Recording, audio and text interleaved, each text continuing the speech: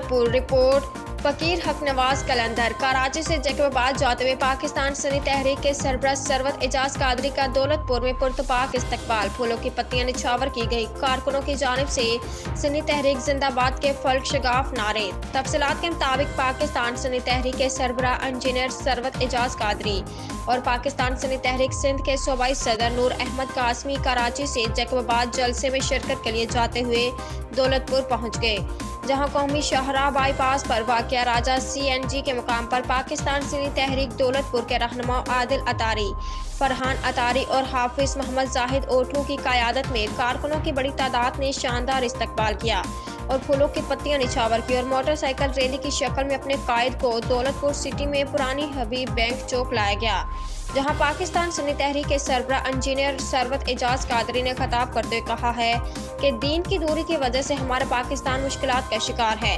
हम निज़ाम बदलने निकले हैं ताकि मुल्क में इस्लामी निज़ाम आए। अल्लाह पाकिस्तान की बेहतरी फरमाए।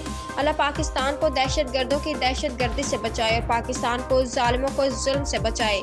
अल्लाह पाकिस्तान को अमन का गहवारा बना दे। अल्लाह पाक हमें कामयाबी अता फरमाए।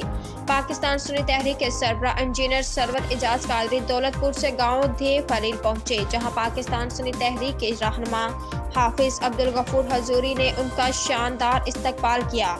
आने वाले मेहमानों ने 1 घंटा रेस्ट किया और डिनर करने के बाद पाकिस्तान सुन्नी तहरीक के सरबराह इंजीनियर सरवत एजाज कादरी काफिले के हमरा जैकबाबाद जलसे के लिए रवाना हो गए।